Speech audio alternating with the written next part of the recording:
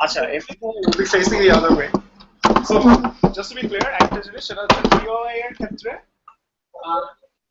মানে যেহেতু স্ট্রিমের ডিফিকাল্টি হচ্ছে if several people are live at the same time, ওরা যখন POI জিজ্ঞেস করবে মানে স্পিকার যে সে যখন POI জিজ্ঞেস করবে তখন স্টার্ট হবে মানে তখন যে কোন POI রিসিভ করবে POI তোলার উপায়টা আপাতত অফ রাখতেছি নরমালি আচ্ছা so he basically asks for POI তারপরে right let's go is it muted so are we ready guys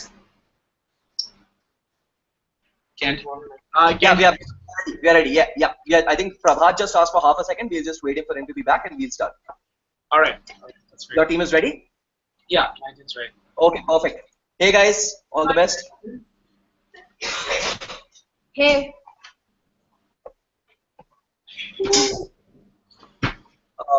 Baba, let us know when you are ready. We'll start. All right. So light chain we can show the huh? light chain Yeah, Ronak, also just keep your side muted for now. So when the PM asks for a POI, just unmute and they can ask the POI. Sure. Okay. Baba, you're ready? You're ready, Baba? Okay, let's start. Without further ado, I invite the Prime Minister.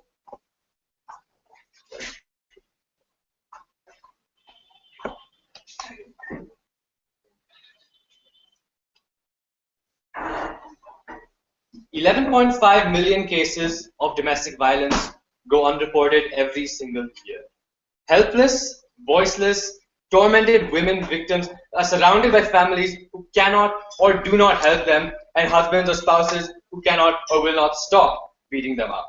Victims are left with no other choice but to remain in the hellhole of their house and to undergo the same repetitive torture year after year after year to perpetuity. That's why we believe it's an abuse of a doctor's duty to not report abuse. What do we have to prove to you to win this debate? We have to show that doctors have a duty to report cases of marital abuse. We also can win this debate if independently we prove that reporting marital abuse will lead to significant reduction in the amount of marital abuse and increased protection of marital abuse victims. Those two burdens are not related. If we prove either one of them, we will win this debate. Opposition is to defend a comparative where victims are trapped in a repetitive cycle of escalating abuse with no escape whatsoever. What is our policy in this? Firstly, doctors will report irrespective of consent from the patient. Secondly, doctors will be legally mandated to report signs of abuse to the police. By signs of abuse and evidence, we mean physical signs of abuse, particularly injuries that are more unique to domestic violence or to marital abuse that they can obviously tell have been committed by a spouse. Thirdly, we're happy to create women police forces and other kinds of police forces that will facilitate this process and ensure that women are not maltreated by the police. Fourthly, we will refer these victims to organizations for rehabilitation in the hope that they can have a better future. Fifthly, we believe that the doctor will be anonymous in this case, as there will be anonymity in the form of reporting, and they will also have private and closed trials for the victim for the sake of their own privacy as well. I have two arguments today. Firstly, that doctors have a duty to protect and to report victims, report cases of marital abuse, and secondly, how this prevents domestic violence and increases the quality of life of victims. Before that, a point of information. So, are you willing to do this without the consent of patients to the point where they objectively say no and you still do it? The thing is, when they say no, often the reasons are coercion from their family or coercion from their spouse, where they think that it's not okay, that they will not be able to be protected by the police in this case, or that their children, for example, they will not be able to see their children, for example. We think that often they don't have a choice. When they say no, it's not a no of I'm happy to be abused by my spouse. That's clearly not what they're saying. That's why we think that the choice is not the most important thing here and that they don't have a choice to begin with. What is our principle? We believe that doctors have a duty to report. And let's be clear, reporting does not happen in the status quo. Why is this true? Firstly, because victims are fear. Because they fear the threat of re-abuse by their spouse again. They fear the fact that they may never see their children again if they report. And secondly, because of cultural norms that sometimes say that it's okay for your partner to abuse you, and it's okay and you just have to take it. Thirdly, because of things like family where they are unaware and you don't think you can tell them because they may just be complicit in the abuse itself because of these cultural norms itself. That's why we don't think the reporting happens in the status quo. Secondly, why do we think that doctors have a unique responsibility to do this? Firstly, because of the Hippocratic Oath and the doctor-patient relationship, we think that they have a duty to ensure best care for patients. And it is not best care to keep fixing her up so that he can beat her again and again and again without fear of any consequences whatsoever. That's why we think he has a duty. Secondly, the idea of the fact that he has a unique ability to do so, because there are certain kinds of injuries that are so distinct. It's very clear that if your patient says, "Oh, a pole hit me," or "I slipped and fell on a banana peel," it's quite clear when she has a black eye that she really was abused, and it's really only a doctor who can point that out. Thirdly, if you look at the context where nobody in society is going to help them, where the family is complicit and the spouse has power, there's absolutely no other option. That's why doctors are the ones who have to do this. Secondly, why we believe that they should report to the police specifically. You consider that the police are the only actor who can forcibly intervene in the issue. We think they have a duty to protect people from harm, quite obviously. And if you think of the fact that the police are the only actor who can make arrests of the abuser, who can relocate victims during the trials so they don't have to face their abuser, we think they have a unique power that makes them the best actors in this case. We think that if there is no forcible intervention, if you don't have a way to put your foot down and say this will stop, it will continue and will never end because of the fact that there's no accountability. And if you look at the fact, if they try and tell you that doctors can't make choices for victims, we tell you that they rarely have a choice to begin with. They can't just assert that the choice exists. They have to give us logical reasons as to why this choice exists and why these victims can use that choice instead of just assuming it to be true. Let's be clear, this obligation is independent of practical outcomes of doctors reporting. It's irrelevant to this argument whether this actually stops abuse. The fact that the duty exists is a reason to do it in itself. They can't just challenge the argument on consequential grounds to give us actual principled analysis as to why doctors should not do it. Before I go on to my second argument, another point of information. Yeah, so assuming that the doctor should do it, what exactly do you have in reasoning for which these victims are protected throughout the process and post-process? Okay, so firstly, in the process, we've tried to set up measures through which they will be protected, like women, police force, and so on. Secondly, we think that on a comparative, they are more protected than when they don't report at all. That's why we think it's better on our side. Secondly, as to how this policy prevents domestic violence and marital abuse and increases the quality of life for victims of abuse. This is relevant, okay, because this policy stops thousands of women from being beaten and raped and mentally tortured by the person in their life whom they trusted the most. It's incredibly relevant that this fact has huge consequential benefits for these women and for the women who will come after them and may fall into a cycle of abuse. So let's look at the fact that domestic violence largely happens in a culture of unaccountability. Spousal abusers are enabled by the fact that they are rarely held to account. So when we change that, let's look what happens. Firstly, abusers in the status quo will be found and punished for abusing their spouse. That's fairly obvious. Secondly, abusers will stop abusing their spouse out of fear for the fact that they may be thrown in jail for doing so. This means that many women will stop being abused, and that's something we think is beneficial. Thirdly, the idea of future deterrence.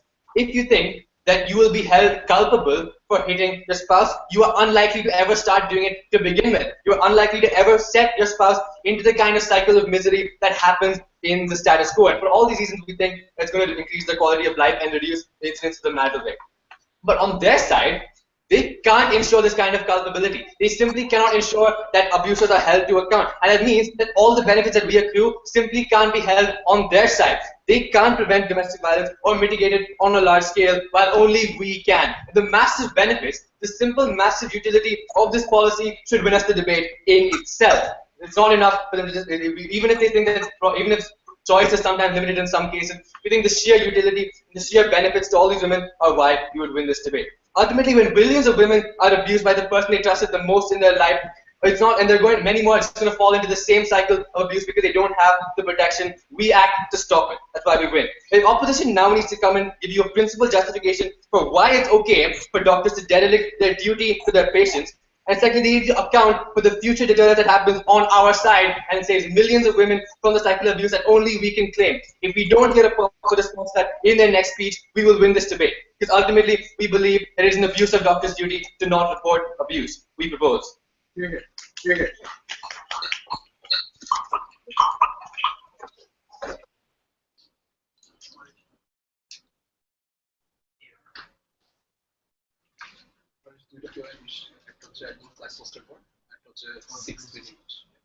We can't hear you, sorry.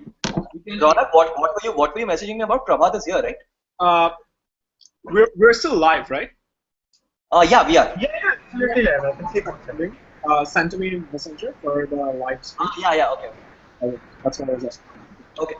How are you heard about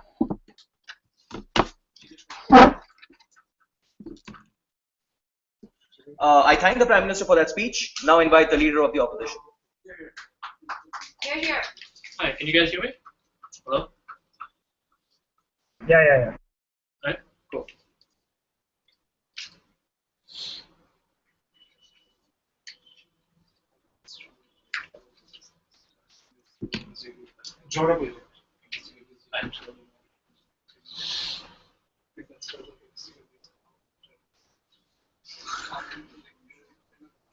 It is not enough for government side to come up to today's debate and simply tell us they will hand them over to the police and that's the end of the story. It is not enough for them to come up and put this huge amount of faith in that system that already exists in a flawed state, which is the reason the motion comes up in today's debate in the first place. That is why we from Team Opposition, Team Bangladesh, come up to you with the stance that we do recognize that marital abuse is a severe problem.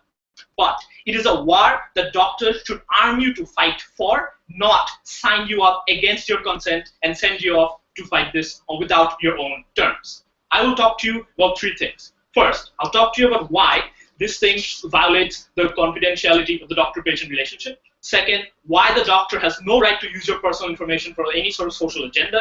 Third, why this violates the very humanity of the victims themselves. Our second speaker will come to you and talk about why it worsens the lives of future victims. Before I move on, I'm willing to take a POI from that side.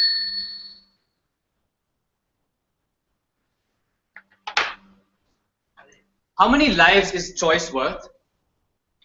We believe in this case it is a subjective decision between different individuals, and this is the duty of the people as a state to decide through collective discourse. We don't think that is a matter that's relevant in today's debate. But first, let's move on to the rebuttals. First of all, they tell us that even when the individual in this victim says no, it's a coerced choice. They fail in their condescending view of what a victim is like. They have internalized it so much into the very nature of that victim, they fail to recognize that these victims may want to resolve this matter internally. They may fail to realize that there exist other alternatives, just coming forward and fixing the problems that exist and not necessarily having to go towards the most extreme case possible. Second, we tell you, even if that is a coercion, or that in the very minority of cases that is a coercion, we tell you more coercion is not the answer to that choice. We tell that more coercion by the society and by the doctor specifically in this case is not the solution to that person being coerced in the first place. Now, going to the second point of protection, where they tell us that they will be protected after reporting and that the abuser will be punished. We tell you a proper punishment of a criminal only comes from the fact when that victim is properly willing to testify and to do everything prepared to go through that lengthy process to make sure that justice is served. We tell that does not happen under their will, because that victim is not at all likely, because they're being coerced into that state of the courtroom, they're being coerced there in the first place, and they aren't very likely to be willing to be completely confidential and to be completely cooperative and to do everything that is properly in their power to make sure that happens. Finally, they talk to us about long-term change. We tell you that's better under our will, because under our will, that doctor is capable of sustaining a long-term relationship with that victim, a one-on-one private relationship that will make them understand, that will make them far more likely to provide a much needed source of counseling that they don't get under the government's work. Moving on to the constructives. First, why is the confidentiality violated, and why is that so important? Understand the nature of the situation that these victims are in.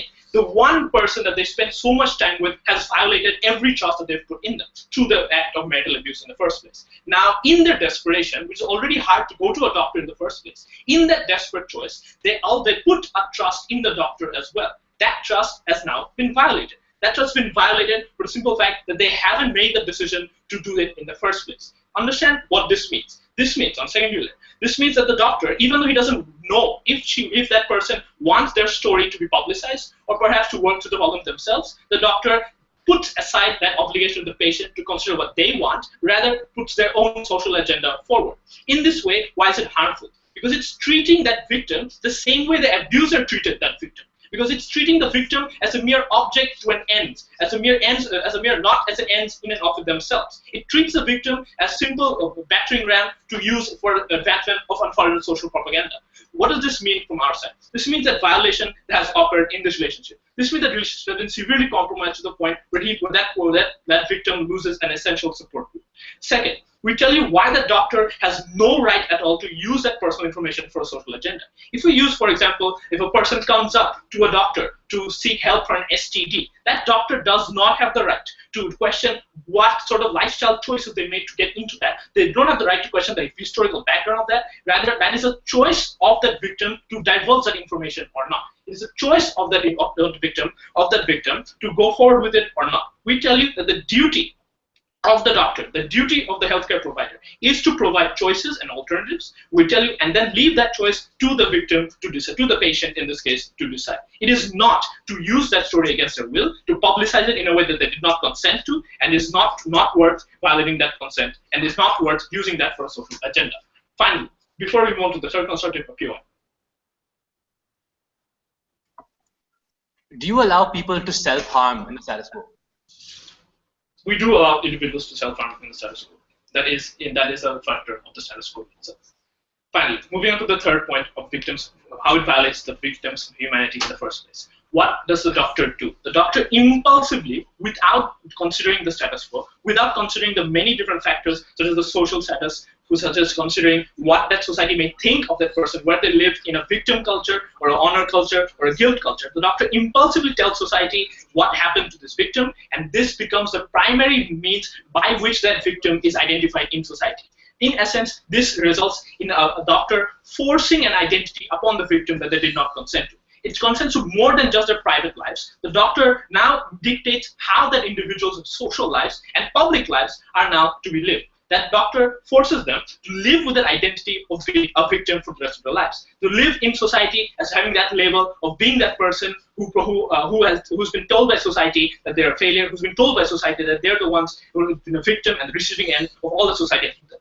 We tell you the doctor has no right to do so. Why is the comparative better under our world? Under our world, that victim is capable of assessing the situation. That victim can make the most effective decision on their own terms, on their own ground. We tell you that is most important on this case. Basically, the harms that we have proved to you are far greater. We tell you that that victim loses the sense of trust capable of putting in individuals in the first place. That victim is already in a state of insecurity and a state of mental anxiety. We tell you that victim is under a severe risk of generalizing the opinion of the abuser to society as a whole. That is confirmed when the one individual that victim puts their trust in, the doctor, now begins to act like the abuser in the first place. That is what helps that sort of mentality to grow and foster. That is what it results in that will result in a far worse situation on their side. On our world, we tell you that there's a private and support system available of the trained and expertise doctor in this case, which that does not exist on the side of government. We tell you that we would not willing to force this person to undergo severe courtroom trauma. We're not willing to let that person undergo the severe mental trauma of being cross-examined for hours on end, under which case they're also not likely to divulge the full and honest truth in this case. We are not willing to leave that victim in this case. We're not willing to leave that victim in the government's case with no confidence at all, with no self-esteem, with no support group that they trust and are willing to open up with no sort of situation under which they're able to change where they are living in. We're not willing to leave them on that side, and we're absolutely not willing to leave them under the absolute tyranny of what may happen under that side, of what happens in that case of whether or not they decide to put them on the status quo. We tell you we're very proud to oppose. Thank you.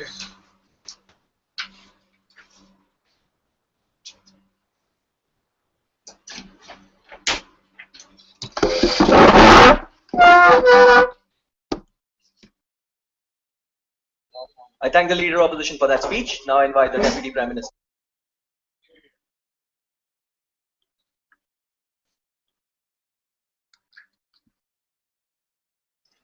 Yeah.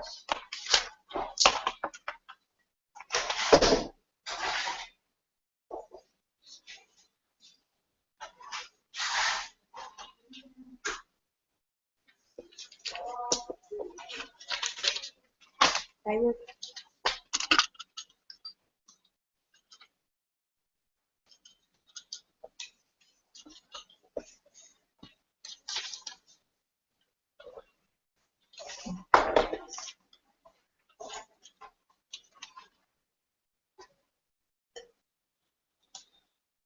Can I stop? I'm audible, right?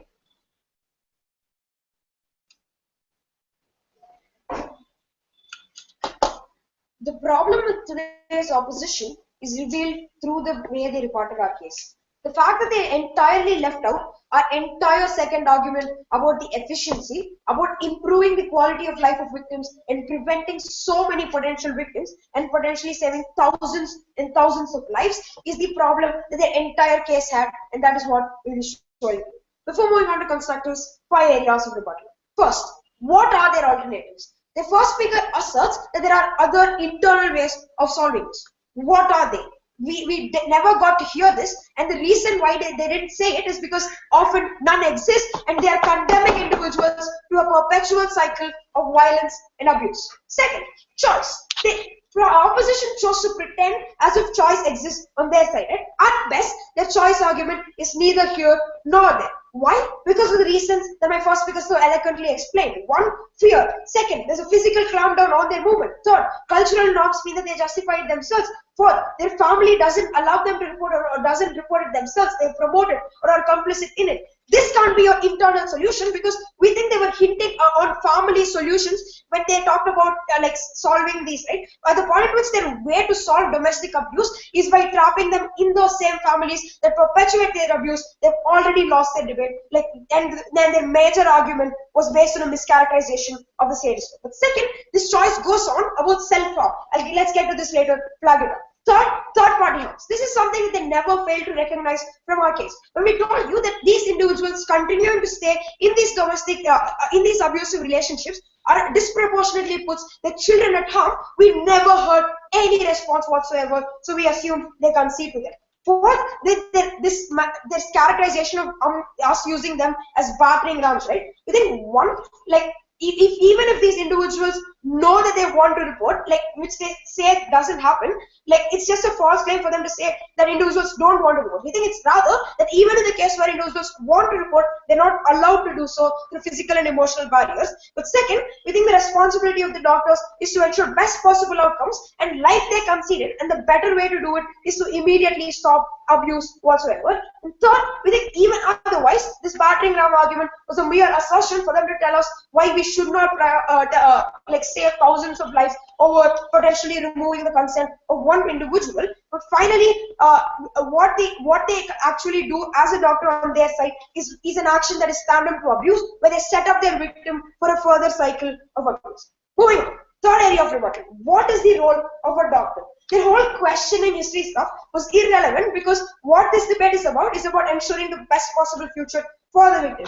Given this, what is the comparative? The comparative here is their side of counseling victims who have been systematically being abused and have a significant history of abuse, whereas actually preventing that abuse and removing the need for counseling in the first place. They can't just come up here and say that doctors should only counsel after their victims keep experiencing abuse. That is just obviously ridiculous. Moving on. Self-harm.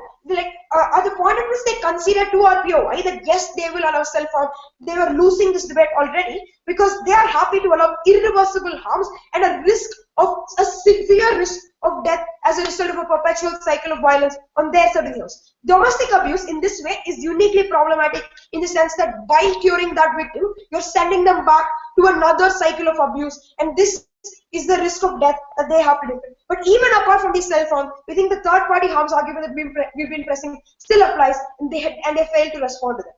Finally, like we already told you, they failed to respond. They failed to respond how we significantly and tangibly improve the quality of life of victims. One, by preventing potential victims, and two, by saving existing victims from abuse. The reason why only the police force can do this, and why their ambiguous internal mechanisms can't do this, is because only the police has a state-recognized ability to separate the victims from the abusers, and that is something that they fail to respond to as well. What will I be showing you? Two things. One, we protect children from exposure to abuse. And second, this policy deters abuse and protects potential victims. First argument, we protect children from exposure to abuse, but before that I'll take a few. Right. So if there's already an existing social pressure and family pressure for you to go to these doctors, and these doctors violate your trust, tell me why in your world future victims will go to doctors in the very first place. They will. You can't just keep asserting that their doctor-patient relationship is solely based on this trust. We think often it's the contrary to what you're saying, where victims trust these doctors with this relevant information and depend on these doctors to actually take actions, and you have to show us why this isn't so. You can't just keep asserting this over and over again. Moving on, we protect children from exposure to abuse. So the relevance here is that if children, apart from these actual domestic abuse victims, are also constantly exposed to the dangers of victims or dangers of abuse. What is this? This disproportionate risk happens in two ways, as we argue. One, there is a direct threat of abuse. Oftentimes, these abusers either have anger management issues or keep getting drunk and beat up their wives, for example. What we think this risk also extends to is them hitting their children, them getting drunk and throwing random things at their children. So one, there is a direct threat on their children of abuse, which they have to defend, which continues to happen because they defend the repetition of the status quo. But second, the role model it sets. A prolonged exposure to a culture of violence sets abhorrent precedents. This happens in two ways. In the case of boys, I think largely this often legitimizes abuse when they grow up in an environment where dominance is legitimized and where violence is seen as a way of enforcing needs by a dominant partner over the female partner. The second, in the case of girls, I think it's even more problematic when they grow up in a culture where this norm is legitimized and they internalize the notion that domestic abuse is a legitimate means of action. I'll take a few. Right. So all of your arguments right now are dependent on domestic abuse being bad. We agree. Tell me why state intervention externally changes that norm.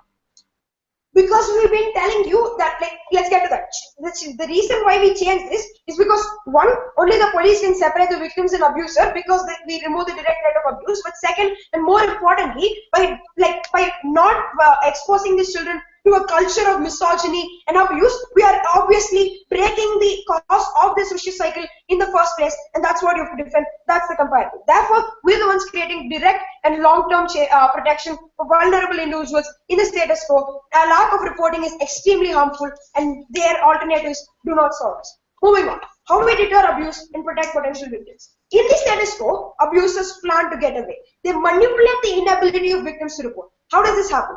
Families are patriarchal, and these victims often live in the man's family, meaning that these families can either protect or be complicit in abuse or be unaware of this abuse. This is one way of manipulation. Second, patriarchy and the cultural norms that it creates means that men can clamp down using physical and mental barriers and prevent victims who want to report the ability to report. Thirdly, there is a fear of reoffense. The message we send is that one, these abusers know that they will get into trouble when they see media arrests, when they hear about people getting arrested, direct deterrence. Second, abusers know that they no longer control the factors that get them into trouble. It is no longer in their control to suppress evidence. Outside of their actions, they get caught.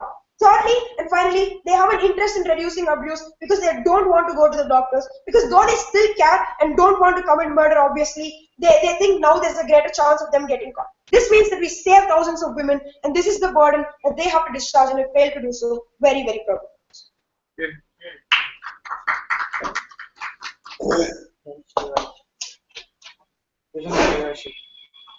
I thank the DPM for that speech. Now I invite the leader of our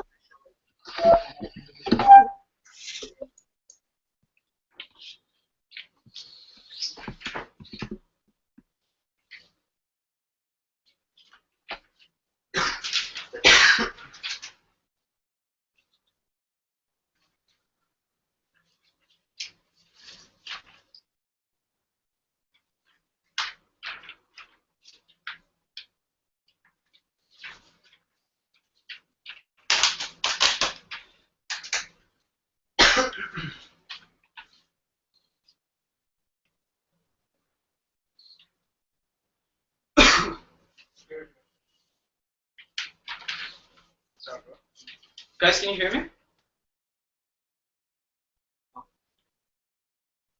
Yeah, I can hear you perfectly.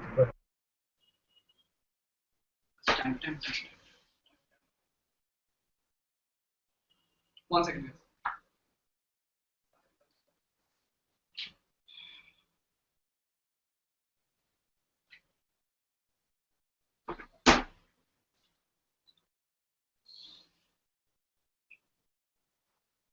It's really easy to say that domestic abuse is bad and it needs to be stopped without analyzing the process of stopping it, except deterrence. We from our side have a few clarifications before going into specific rebuttals. My argument from today in my speech will be about preventing future domestic abuse victims from getting harmed. But before that first clarification, our alternative, ladies and gentlemen, from team opposition is not fighting domestic abuse at all, but rather fighting it in a process that best deals with it, i.e. individuals taking up the responsibility themselves, fighting when they're prepared to fight, fighting at a mental state ready to fight, ladies and gentlemen. We from our side will analyze to you why that works best, even if it is in fewer cases. But we'll also show to you that your individual mechanistic approach of making sure that you violate this trust and reveal this information to police has significant harms, something my first speaker already talked about, but you never engaged on. First, we talked about how the sense of trust being violated is so important to these individuals, something you disregard as an assertion, because your violation of trust is something that the abuser did to you time and time again, and the only person you trusted, i.e. the doctor, does the same thing at a point in time where your family, your society, your husband has rejected you. The doctor doing the same thing puts you in a huge emotional trauma. Second, the trauma of going through the courtrooms, ladies and gentlemen. Things like the fragile mentality of lawyers heckling at you, telling you that what you went through, making sure you remember what it means to get abused. Thirdly, the victims getting ostracized by society and family, because in most cases we characterize this society as treating these individuals as anomalies and failures, ladies and gentlemen. Why they fail in protecting the marriage. Why women themselves, this argument the second speaker gives to you from team government, that women are victims of patriarchy. Exactly, when you force them to come out, that patriarchy is stronger, where you individualize it and you victimize them simply because of it. These are the individual harms of them being forced to come out. Why is our comparative better? Something they never engaged with. Because in our world, these individuals are prepared to fight all that. They're prepared to come out, tackle patriarchy, tackle society, ladies and gentlemen, tackle all the other problems. But then comes, when do we best ensure people come out? We think in our world, we have a better ability to make these people come out, because the process of them coming out is by virtue of a mentality change, ladies and gentlemen. Where does this mentality change happen? It happens when they have a doctor telling them that they're wrong. We think in your world, where your doctor violates your trust, you're less likely to go to the doctor in the very first place. So the mentality you talk about never really changes, ladies and gentlemen, because the constant exposure to the doctor never really happens. But also, their next argument was about the role of a doctor and how it's ensuring the best future. First, I just proved to you the future isn't the best if you go through individual harm. But secondly, we showed you time and time again that doctors don't have a responsibility to ensure the best future. That's just an assertion, like they claim our arguments are an assertion. We've given you countless examples of how even when you're irrational, you put a choice in front of these individuals, whether you choose a particular option of treatment or whether you opt for a different option, even if it is less likely to work. That's the doctor's duty, to arm you for battle and make sure you fight it on your own terms, even when you're irrational. That's a better argument to make. But lastly, the best idea of solution is deterrence. We think deterrence doesn't happen for two reasons. One, this deterrence is based on the fact that these individuals get prevented from coming out. We think that in our world, when these individuals are afraid of what happens afterwards, they're less likely to come out in the very first place and punish these individuals. So if you don't come out, the deterrence doesn't work. Secondly, deterrence also doesn't work because the person you're trying to deter has huge amounts of support for himself. Look at these husbands, ladies and gentlemen. They have support from society. They have support from their own family. If they can already clamp these women down from getting abused, we're pretty sure they can clamp them down from getting to the doctor in the very first place. That deterrence will only work when they're afraid, ladies and gentlemen. Right now, they're armed and they're not going to be afraid. POI, sir. POI. If your alternatives are status quo, why do 12 million women still not report by fighting domestic abuse on their own terms? Our alternatives are not necessarily status quo. We can improve status quo by providing better counseling, better version of doctors, better mentality and social awareness. But your change to the status quo is 12 million victims coming out, living a life of hatred and depression and not really solving the situation. You analyze that the problem needs to be solved, which your second speaker's arguments are all about, problems of domestic abuse. We agree. But your solution is deterrence. We showed you why that deterrence doesn't work, but this individual goes through huge amounts of tyranny. But further, the 12 million victims you talk about are specifically dealt in my argumentation of why they will not come out. So here's where we talk about these individuals of future victims, right? So who are these victims? They're either people who are afraid or people who generally think it's their duty to protect marriage.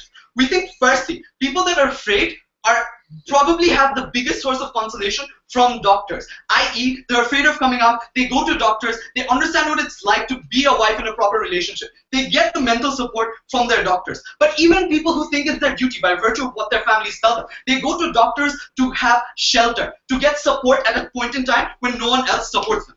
Why do we think doctors are so crucial and doctors are not going to be available to these people, the 12 million victims you talk about? These 12 million victims, the moment one individual is tagged as a label for the breaking of a marriage, those people who are afraid, those people who think it's their duty, have less incentive to go to the doctor in the very first place because they believe they'll fall traps to the same victim. Why is this bad, ladies and gentlemen? 3 layers of analysis. First, the doctor providing physical support to these individuals goes away. 1, because the husband won't allow you to go because the husband clamps down on you, something I already said. But 2, because you're less likely to go yourself. Why is this bad? Things like abuse, at least in our world, even in the worst case scenario where they continue to exist, we still think we solve it, but even if they exist, you get physical healing from doctors, which in your world, you can't ensure. Second, you get emotional healing from these doctors. At a point in time where you're continuously getting abused, you going to the doctor, trusting him, by the way, not violating that trust, allows you to get emotional support from that doctor, something that goes away in your world. But lastly, you never embark on a mentality change. I'll talk about that after this POI. Do victims of domestic abuse who choose to remain in the households that abuse them have the right to make this choice for their children who also suffer? Yes, they do, because there's a better way to solve it, something I already proved. But also, in other cases where you inflict harm onto yourself or your family, you still give the choice to these victims to make, something we've continuously shown to you. But lastly, your best case scenario, changing individuals' mentality, helping society come out of domestic abuse. We think that's very unlikely to be done because of the fact that you're disincentivized to go to the doctor. First leg, you don't go to the doctor, which means you don't get constant exposure to things like what your mentality as a woman should be, what your mentality as a male domestic abuse victim should be. So those kinds of slow, gradual processes of mentality change never happen. But even if they do, even if they still go to the doctor, ladies and gentlemen, why it still won't happen? Your best case scenario is providing support to these people after punishing their husband. If that works, ladies and gentlemen, that won't. Because these people have a mental block, ladies and gentlemen. They continuously suffer from victimhood. They continuously suffer from being the victims that created that problem for their husband in the very first place. So as long as you don't remove that block, they're less likely to respond to things like changes and things like rehabilitation. So what do we prove? We prove there's a better alternative. We prove that these women are better protected in our world. Even in the worst case scenario, at least we protect these victims to an extent the Gulf fails to do. Team Bangladesh wins this debate. Thank you very much.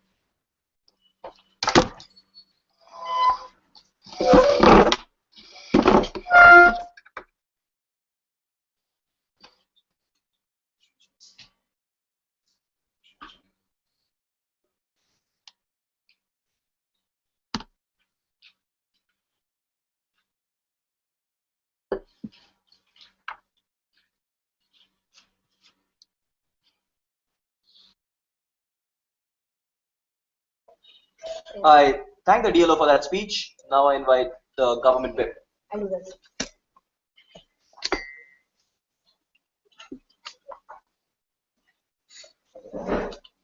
Today's side opposition has misunderstood the role and the capability of doctors when they told you that they were the world's secret keepers and that they could somehow play a side part as psychologists. They misunderstood the mentality and the situations of the victims of domestic abuse. When they told you, well, these victims don't actually want to come forward, they actually don't mind going in and suffering 12 to 15 years of continuous abuse. They told you that they are okay with women coming into hospitals after being beaten every week, and they're okay with that because eventually down the line, they might have a change in mentality that might lead to them reporting to domestic abuse. That's not what we stand for. Right? We don't stand for a side side opposition that absolutely negated the existence of children in this entire debate.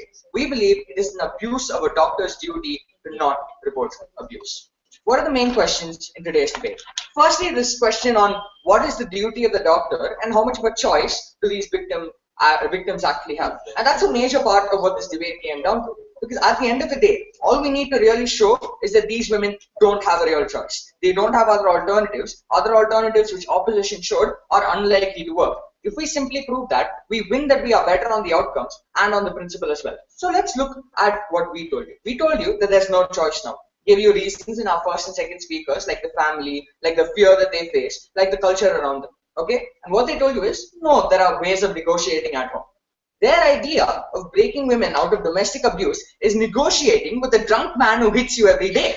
No, that's not going to work. Negotiation there is extremely difficult. And if they somehow believe that this negotiation is possible, tell us why, which they haven't. Then they told you that the victim is capable of assessing the situation.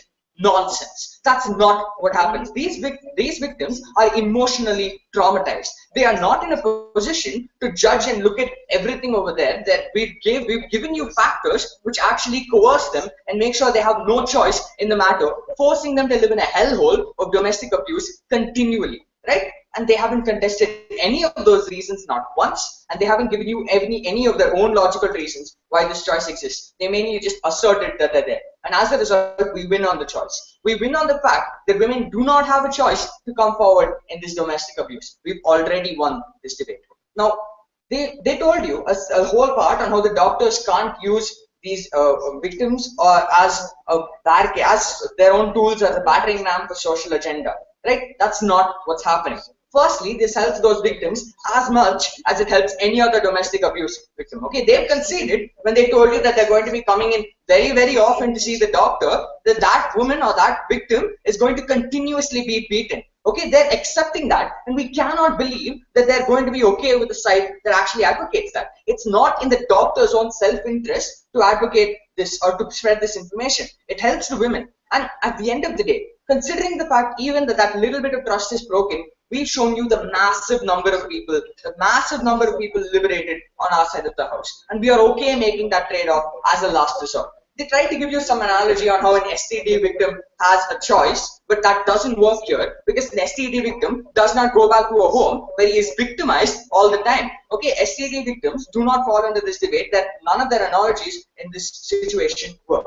Now, they told you it's the duty of the doctor to provide choices. No. As per the Hippocratic Code, it's the duty of the doctor to ensure best care. Okay? The doctor doesn't give cyanide as a choice for treatment. Okay? Because he knows that it's nonsense. And as a result, choices is really ambiguous. They have to show us choices that exist. I'll show you why their entire counter model doesn't work properly. But basically, the duty is to give best care. That violation of trust is very little, and frankly, we're okay with that. Okay? Now, on their side of the house, all they've really told us is that there's a violation of trust. Never told you why this violation of trust is worth more than actually maintaining the safety of these victims, and that's why we win this debate on principle alone. Now, before I move on to the outcomes, I'll take a POI. When a person's facing death, he's probably irrational and is not in the proper state of mind. You still leave the decision to him on what kind of choice he wants to take, whether to pull the plug or not. Tell me why that doesn't apply in this situation. No, you don't. In many societies, you don't. And in a person's in a situation of near life and death, you don't. We don't support giving him every single choice. We don't support giving him all of these choices, right? And if a person is likely to be cured, we're unlikely to allow these things. We don't stand for those choices on your side of the house. And we've been very clear from that from our very first speech. Okay, now which side actually reduces abuse? Now, we told you that there's accountability.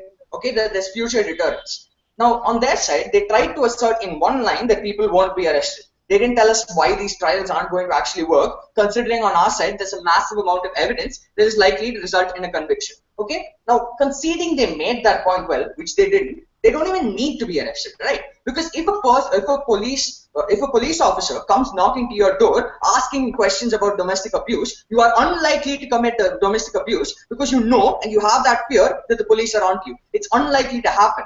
Okay, now then their entire counter model.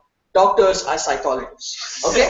No, they're not. Doctors are not prepared to actually talk to these victims and change their mentality. And even if we concede that there's a possibility of that happening, how long will that take? What, 15 years? Or how long will it take for a woman and her children to actually get out of the cycle of oppression, of torture? No, their side doesn't work. They are supporting status quo, where basically all the doctor does is give a little bit of ambiguous moral support. Because in the end, no one even acknowledges the domestic abuse. It doesn't get recognized. It doesn't get reported. It's very bad on their side of the house. Don't let them say anything otherwise. Point of information. Right. So in your world, tell me how after the trial happens, these victims get reconciled and the kinds of things you support these victims with. Thank you, sir. Thank you, sir. Okay, now this brings me on to how they said that they're going to be traumatized by the trials. Firstly, we told you we're going to have private trials. We're going to ensure that the privacy of these victims is actually acknowledged. They didn't deal with that at all. They didn't respond to our model on that. And then they told you they're labeled as breaking the marriage. Well, that exists on both sides of the house as well. Even acknowledging that they managed to actually get the woman to come forward on her own, it's still labeled as breaking the marriage. We can give them actual psychologists on our side of the house. We don't see what's wrong with that. We can give them qualified people to make sure that they can cope with the decisions which they make on their side of the house. We are benefiting these victims, and as a result, we've already won this debate. Now, lastly, on a broad question on large-scale deterrence. Now, this is where we clearly won, simply because of the enormous lack of clash on their side of the house. A lot of this came down to children, something which they didn't mention unless we asked them that in a POA. Okay, we told you that children are being subjected to this and they don't have a choice. And they told you, well, it's okay. We give people the right to abuse their children, is what they said. No, we don't. Okay, we don't do that. We don't stand for boys and girls being brainwashed into certain oppressive gender roles. We showed you that. No response from their speaker. Right? We showed you that when you catch abuse, you create a deterrent of fear for these abusers. Okay, it's very large scale and it's unlikely that they're going to commit these crimes again. They told them you can't use these people as a battering ram. But we showed you not only that this is extremely effective in society, but it helps those individual people as well. As a result, at the end of this debate, we've shown you choice does not exist in status quo. No alternatives exist. Doctors are not psychologists. It is an abuse of a doctor's duty to not report this abuse. Proud to propose.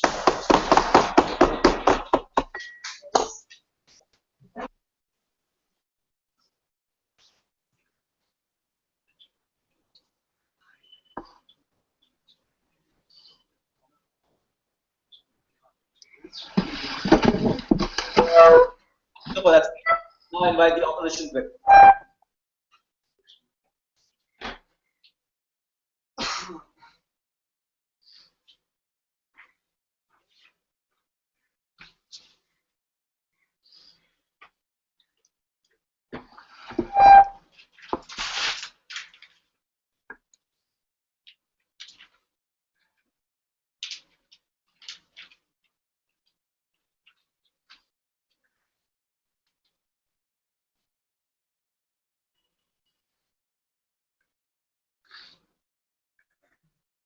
Am I audible?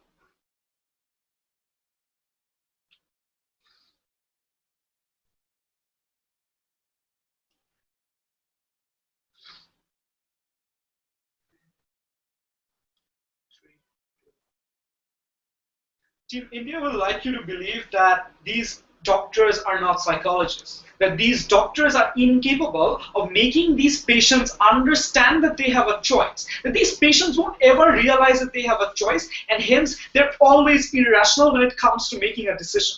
That's something that we essentially change, and that's something that doesn't change even after your model is passed and you ensure that police comes to the doors and induces fear and induces deterrence. Because at the end of the day, even if you induce deterrence, people still don't realize that it's their choice to step out and be clear about what's going on inside their house and be open about it and be proud to come out and go to the police by themselves and make that choice themselves. That's something that they never engage to, and hence we are on a principle higher ground in that matter. We'll have three clashes today, right? First, to what extent does a doctor have a right to make a decision for you and why that's applicable here? Second, what helps individuals better internalize the concept of choice? And third, what helps prevent further future victims? But before the clashes, any POIs? If choice is the most important thing, should doctors allow parents who are anti-vaccination to not provide vaccinations to their children? Sorry, would you repeat? Should doctors allow parents who are anti-vaccination to not provide vaccinations to their children because of some irrational fear? Understand that vaccination is also a part of your personal lifestyle choices and something that's ingrained with the concept of your children and your family planning and the things that you do in your social life. We think it's far more different when it comes to the concept of choices, and it's something that's ingrained into you is never your choice. But internalizing that is a bigger social change that we advocate for and something that never happens under your model. So the first idea, ladies and gentlemen, the concept of to what extent does a doctor have a right to make a decision for you? Understand, ladies and gentlemen, that even if it's a patient with a terminal illness, even if it's a patient going through a life and death scenario, we still allow that individual to have a choice. What do? We allow the doctor to provide the individual with a plethora of choice and then allow the individual to make a decision. We probably tell him what the best decision is, what the most recommended decision is, but we leave the final element of choice to that individual. Why is this important? Because we think that autonomy with the patient always exists, and that's a part of your life and that's a part of your humanity. We think that element of choice going away violates the entire concept of doctor-patient confidentiality and the concept of trust. Why is this concept of trust so important? Because understand the nature of these victims. These victims are individuals who never had that choice at home, who were always marginalized, who were always told that they're supposed to be subjugated. But the point in time that you further enforce this patriarchy in the only support system that they have, this further enforces the idea that they're meant to be subjugated and they're incapable of making a choice. They're totally irrational individuals and they will never have that self-confidence to make a decision for themselves. This does not cure the victims like team government will like you to believe. Because understand, ladies and gentlemen, that they never analyze the aftermath of what happens when you carry out these operations. What happens to the victims? What happens to their self-confidence? We believe for this reason that you allow the doctors to make the decision on behalf of them, this significantly reduces their self-confidence. But moreover, we think you're incapable of providing a counter-narrative to this irrationality once you violate this concept of doctor-patient trust. But understand that even if you tell us that doctors are not psychologists, we're perfectly fine to develop the status quo and provide psychologists even in cases where where doctors understand the unique scars that an individual has due to domestic violence, and you enforce psychologists to enforce the idea that why going to the doctor is the best possible decision and why it's highly recommended that they do so. We think this provides a greater probability that these doctors end up arming the individual to make a proper decision but not making the proper decision. Why is this argument, why is this clash important? Because we think this empowers the individual to make that choice. We think this provides the individual with a support system that is otherwise devoid of under team governance model, because understand, these people have no one to talk to. They think coming out, society will subjugate them and shun them for the rest of their lives, and these doctors are their only shining hope. And the point in time that you take that away, you significantly reduce the quality of life, and your end goal to improve the quality of life is never reached, and that is why we win the first clash. And hence, even if you prove to us that, even if you prove that your principles are greater, we think this significantly proves that doctors have a responsibility to make a decision on your behalf, and this is a very major clash. Second idea, what helps individuals better internalize the concept of choice? Understand that under your model, you don't even understand the importance of choice. Because the point in time that you tell them that your choice doesn't matter, you're incapable of making a proper choice, you're incapable of making a decision. Hence, this is the best decision, I will do this regardless of your choice. What does this make? This causes a further victimization. This causes secondary victimization, and you face the same things that you face at home in your doctor. Moreover, we think this enforces a greater claim of patriarchy. Moreover, ladies and gentlemen, what effect does this have on the individual? Even if your life is made better, this does not equip you to be a better future individual. Why? Because you never internalize the concept of choice under team governance model, because you never understand that the choice exists. But under our model, model. The doctors are the people who provided you with the most support, and you're more likely to take in what these people tell you. Because when no one else was there, these doctors were there to listen to you. When no one else was there, these doctors provided you a form of catharsis. Hence, when they tell you it's the best recommended choice to go to the police yourself, you're more likely to go to the police, and hence there's a greater probability of internalizing that choice and understanding that it's the best idea to go for the police, it's the best idea for your children. We think that a person understands what better is going for his children when he talks to that psychiatrist, when he has discussions about this. But what happens under their model? These discussions are prevented from happening at all because these victims don't want to come out of it. And that's where we go on to our third class. What prevents future victims, right? Understand the concept of future victims and understand that they never talked about the courtroom trauma and how that acts as an active deterrence to future victims coming out public about this. Because to the point in time that you're made to talk about your rape experiences at home time and time again to these lawyers who are defending the one person that you hate, that's a traumatizing memory for you, and that significantly damages you as an individual. What does this do to future victims? They're scared of going through the similar experiences at home, and hence they don't want to talk about it. Even when it comes to getting the physical treatment, they lie about it. They say that it's something that happened as an accident. It wasn't a domestic abuse because they know that going to the doctor means going to the police. And the concept of doctors being associated with police, we prove to you how that damages the trust. But moreover, they're more afraid to come out of it because they think that doctors will directly split up their family, doctors will take away their children, and hence these individuals are more afraid to come again. But what does this do? When they lie about it,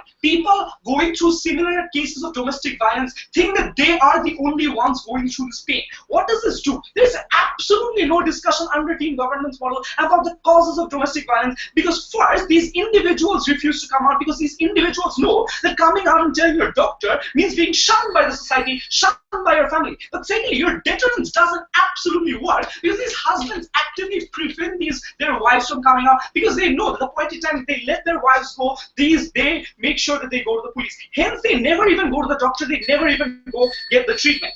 This is exactly why we win, because we provide you a greater element of choice, we provide you a greater element of internalizing that choice, and lastly, we prevent future victims. We're very proud to do it.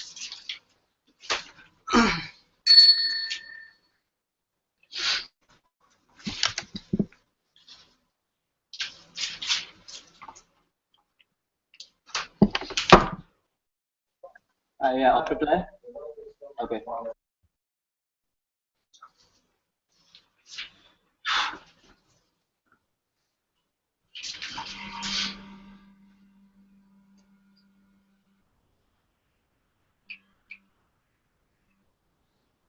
For team opposition to win this debate, they have to answer two burdens. First, what better suits these individuals in the future, and what better ensures future victims are prevented from getting harmed. But secondly, in principle, what better should be a doctor's decision to make.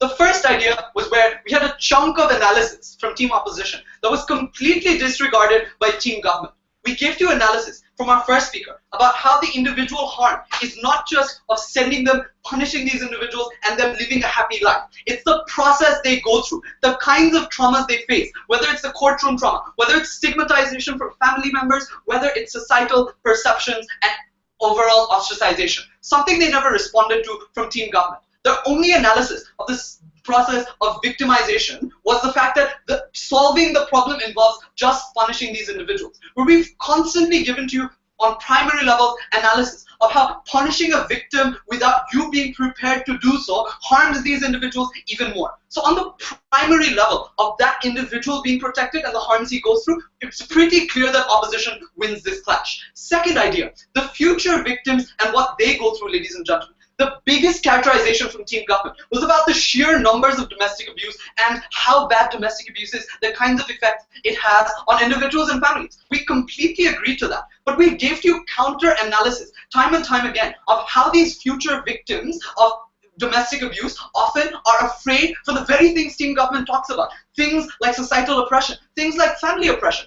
when those things exist, in a world in which their only source of support was the doctors, and you yourself say going to the doctors is equivalent to going to the police, we showed you countless examples of how that incentive to go to the doctors never exists. We even showed you the harms of this. Things like the physical harms they currently deal with, not happening. Things like emotional harms, not happening. Things like slow psychological change, not happening. So all those things were unresponded to by the team government of today, for which we think we pretty clearly win the bigger burden of this debate. So you have to prove from team government to win this debate why simply having deterrence for individuals that commit the crime is enough for you to force these individuals who are victims of the crime to come up and protest. We showed you why that doesn't happen. So firstly, we win that. But secondly, we also talked about the alternative of how this in turn is a slow, gradual process that works best. Why? First, because we showed you that team government's way of solving the situation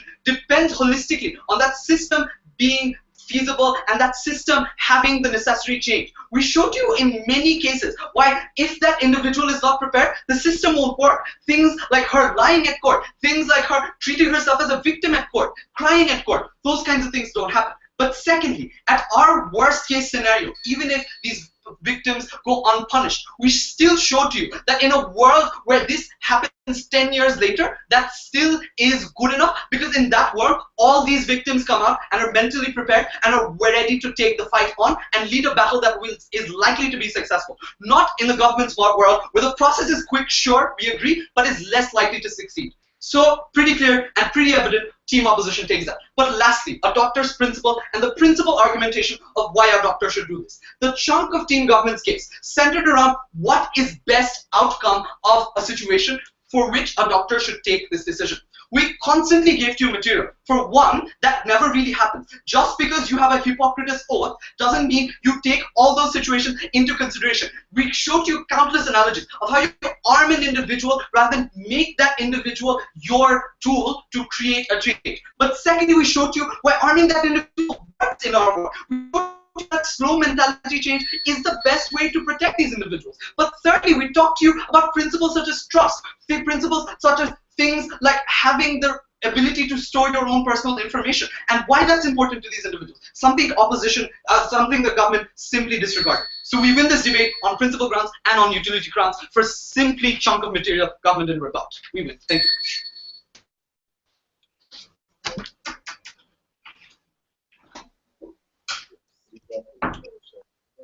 Thank the opposition for the speech and now go reply. Yeah, 1 second.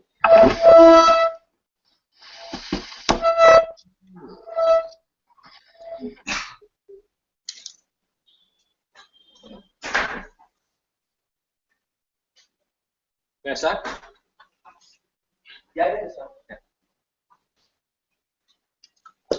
You know that opposition's case weak when they have to defend anti-vaccination. You also know the case is weak when material from my very first speech still stands and wins us the debate.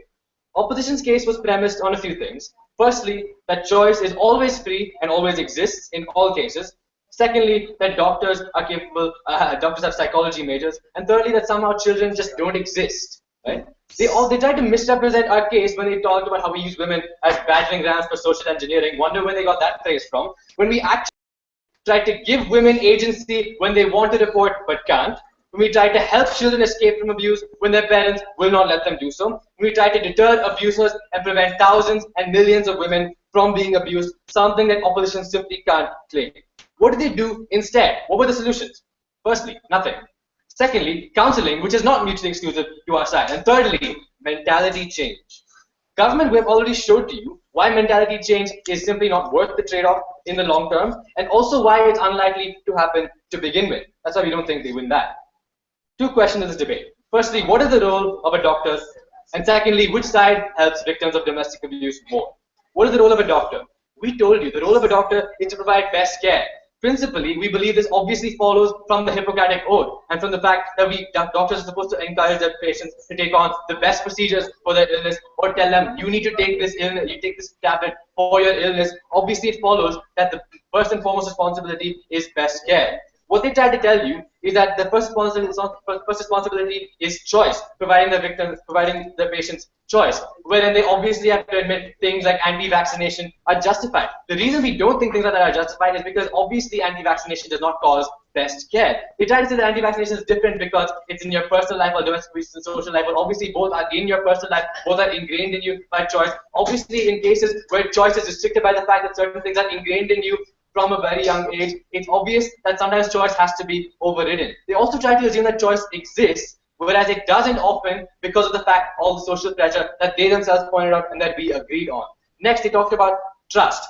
Firstly, we think that firstly, the analysis on this was only on the basis of if they trust the doctors, then they will tell them about it. Basically, there was no principal reason for why doctors should be trusted, just that they lead to better care.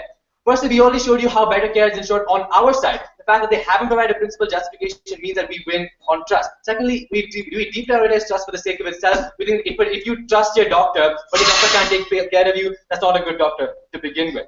On to the second question of this debate. Which side helps victims more? This is where they really lost the plot. We showed you the massive benefits that come when you provide incredible amounts of deterrence to abusers and incredible amounts of deterrence to people who will abuse in the future. That's why we think we won that. Secondly, they try to hit us on the idea of what happens after these trials, ignoring completely from their first speech through to their reply our model, where we talked about how they get private trials, how they have women police force to report to, how they have anonymous reporting by doctors, and how they can have psychological care from NGOs. It might have been okay if they tried to contest this and show how it's not possible. They didn't actually. They conceded that our model can happen, and in that world, their argument doesn't stand. What do they talk about? Mentality change. They said that mentality change comes over a long term. Government will give you plenty of analysis to show why that doesn't happen. And secondly, even if it does, how many lives is that worth? How many lives is it worth before you say enough? We can't wait for mentality to change. We have to stop it now and in the present before more people die, before more people are subject to cycles of abuse. We don't think that trade-off was made clear in their case. We don't think they made it clear that it was worth it. Next, they talked about internalizing choice and how we need to internalize choice to be able to report. Internalizing choice, again, takes a long time, simply is not feasible. Secondly, we talked about the problems of reporting and how you are treated as some sort of breaking of the family and so on. These are all arguments to never report domestic abuse at all. Given that they didn't justify and delineate when it's okay to report, when it's okay to take on these harms or not, we think their principle just didn't stand at all. For all these reasons, we win.